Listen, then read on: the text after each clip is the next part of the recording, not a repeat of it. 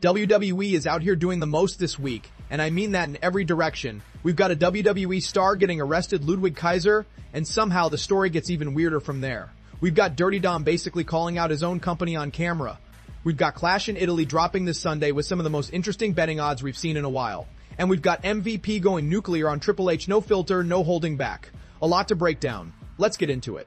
Alright, so by now most of you have heard that Ludwig Kaiser, real name Marcel Barthel, was arrested on May 20th for misdemeanor battery, stemming from an incident that actually happened back on April 23rd at his apartment complex in Orlando. Here's what the police report says. Kaiser and his girlfriend, AAA personality Andrea Bazzarte, were inside an elevator with another resident. That resident, identified as Richard Reap, made a comment to the couple about having some manners. Kaiser then allegedly followed him out of the elevator on the 12th floor and physically attacked him. There's even CCTV footage that police say backs up the victim's account.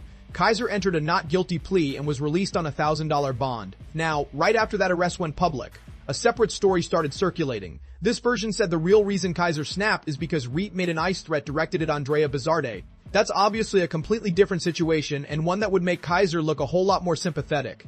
But here's where it gets wild. According to Fightful Select, multiple sources inside WWE now believe that ice version of the story was planted. Not by Kaiser, not by Andrea, not by WWE's PR team, by an unknown phone number that reached out to several wrestling media members directly. So what we're dealing with is essentially two stories. One from a police report with surveillance footage, and one that conveniently paints Kaiser in the best possible light, and nobody can officially trace back to anyone. Now to be fair, there are no saints or sinners confirmed here. This is still playing out. But the fact that WWE insiders themselves are calling this potentially planted, that raises some serious eyebrows. The good news for Kaiser is that WWE is not expected to discipline him, he has no travel restrictions, and those inside the company believe the charges will likely be dismissed. He's also still scheduled for his mask versus mask match in AAA. But man, this whole situation keeps getting stranger every single day. Okay, switching gears, Dominic Mysterio sat down with SA Magazine this week to talk Clash in Italy. One problem though, Dom isn't actually on the Clash in Italy card, and he had some things to say about that. Quote, "I don't think they know what to do with me. I'm too cool. They have lightning in a bottle, and they have no idea what to do with it, so they're just letting it sit." He went on to list his resume. John Cena, AJ Styles, Rey Mysterio, Damian Priest, all names he's beaten. He's 29 years old, currently the AAA Mega Champion, and he basically said he's just sitting and waiting for WWE to figure it out. Now, is this kayfabe? Probably some of it. Dom's character is cocky, he's a heel, talking himself up is literally his job. But here's the thing, underneath the character, there's real truth in what he's saying.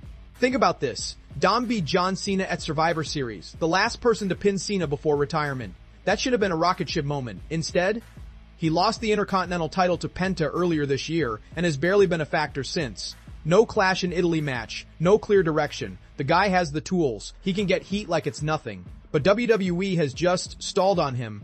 And honestly, a lot of fans see exactly what Dom's complaining about. Alright, Clash in Italy is this Sunday, May 31st, live from the Analpi Arena in Turin, Italy. First ever WWE premium live event in Italy, by the way. The first hour simulcasts on ESPN, which is how you know they're treating this one seriously. Let's run through the card and the odds really quick because some of these are genuinely interesting. Opening the show on ESPN, Cody Rhodes defending the undisputed WWE Championship against Gunther. And the odds? Dead even. Both sitting at -120. That is a coin flip on paper, and I love that. Gunther has been on an absolute tear, and if WWE is ever going to pull the trigger on a title change, this feels like a moment they consider it in front of a European crowd that adores the ring general. Also in the ESPN first hour, Rhea Ripley defending the WWE Women's Championship against Jade Cargill. This is a WrestleMania 42 rematch. Rhea is a massive -900 favorite here. Translation, Vegas thinks this one isn't close. But Jade has B-Fab and Mitchin in her corner, and Rhea had to team up with Charlotte Flair and Alexa Bliss just to level the playing field. So the story is more interesting than the odds suggest. Then you've got Roman Reigns versus Jacob Fatu in tribal combat for the World Heavyweight Championship. Roman is a -500 favorite, Fatu at +300. And personally, that spread makes sense. Roman retains, Fatu acknowledges him, and this storyline likely continues. But don't sleep on the possibility of a swerve. And then Brock Lesnar versus Obafemi, the WrestleMania 42 rematch. Brock is listed as a -300 favorite. He's expected to get his win back here. The big question is whether this is just a one-off or the beginning of something bigger for both of them. This is a loaded card. 4 matches that could legitimately go either way. Sunday is going to be a lot of fun. And finally, MVP went on his podcast marking out this week and went completely off on Triple H. Direct quote, "I don't like Triple H. I don't respect Triple H. I think he's a coward and a liar." So what actually happened? According to MVP, after the Hurt Business got broken up, Shelton Benjamin was released after 20 years. No trainer role, no producer job, just gone. That was the moment MVP checked out mentally. Then there was Bobby Lashley, a former WWE champion, who couldn't even get a straight one-on-one conversation with Triple H about his creative direction. MVP says every time he tried to get answers, Triple H would brush him off or call someone else into the room to avoid being alone with him. He wanted professional communication. He didn't get it. So MVP made up his mind while still under contract. He wasn't re-signing. He pulled Bobby with him. They grabbed Shelton, and all three landed in AEW as the Hurt Syndicate. And honestly, that bridge isn't just burned, it's gone.